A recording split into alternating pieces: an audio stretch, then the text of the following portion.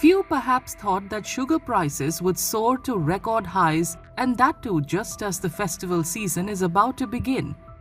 The surge is hurting sweet makers in the Rajasthan capital. But some shopkeepers have decided they won't pass on the additional costs to customers, at least for now.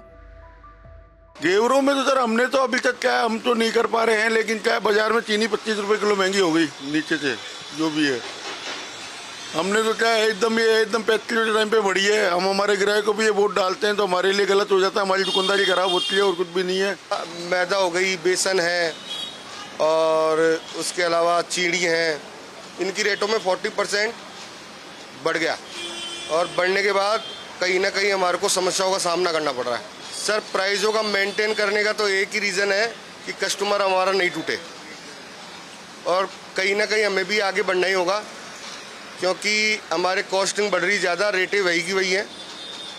आज नहीं तो कल हमें भी रेटें बढ़ानी पड़ेगी और जनता को इस चीज़ को समझना पड़ेगा। However, not everyone is following suit. Some sweets such as batasha and mishri, which are widely used as religious offerings, are made entirely of sugar. Manufacturers say they had no option but to pass on the increased costs to customers, many of whom are complaining about the sudden price hike. Sir हमारे तो ये मान लो कि कम से कम 20 रुपये 25 रुपये kilo तक बढ़ गए हैं। चीनी में 45 रुपये चल रही थी जो 68 रुपये तक पहुंच गए हैं भाव। तो हमारे तो पूरा काम ही चीनी पे निर्भर है, तो हमारे तो त्योहारी सीजन है, बहुत फ़र्क पड़ गया हमारे तो रेटों में। कस्टमर सर परेशान है, कस्टमर भी आते हैं कहीं तो भाई इतना रेट कैसे बढ़ा दिया। अब हम भी क्या जवाब दें, भाई चीनी में बढ़ रहा है तो बढ़ेगा ही रेट तो।